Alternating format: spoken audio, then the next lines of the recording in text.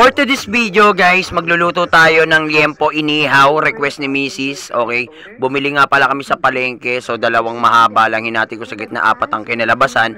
Dalawang beses nating uhugasan para siguradong malinis.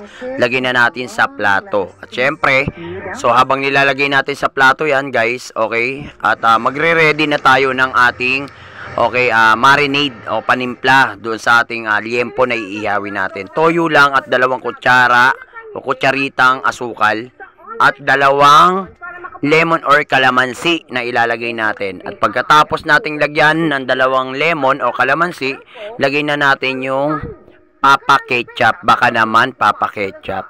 Alright, so haluin lang natin yung marinade, okay? Bago natin ilagay yung liempo, ayan, okay. So ito na, ilagay na natin yung liempo. Ibabad lang natin siya ng 30 minutes para mas kumapit yung lasa doon sa karne. At bago natin, syempre, bago tayo magparingas, tanggalin na muna natin yung mga buto-buto ng kalamansi para hindi mapakla at hindi maisama doon sa pag-ihaw, alright? So at ito na nga guys, habang nakababad yun, nagparingas na ako ng baga or uling, okay? So ituturo ko sa inyo yung tamang sekreto para mas mapabilis yung pagdingas ng uling. Ang gagawin nyo lang guys, gaas, at pagkatapos ng gaas, okay, pagka may dingas, nalagyan nyo lang ng mantika, okay? Ayan, okay, para mas madali siyang magdingas. Ayan, medyo mausok nga lang siya guys.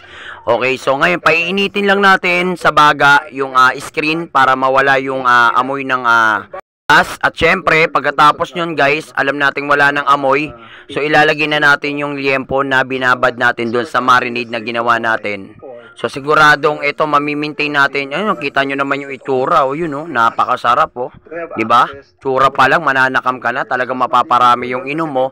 Okay, hindi lang pampulutan to, pangkain, ulam na rin, okay. Papunta nga pala yung biyanang ko dito sa bahay. Ito, nag-ihaw na rin tayo ng tilapia. At maraming salamat sa panonood, guys. Hanggang dito na lang, at gumawa na rin ako ng sausawan at pakakainin ko muna yung aking anak at pamilya.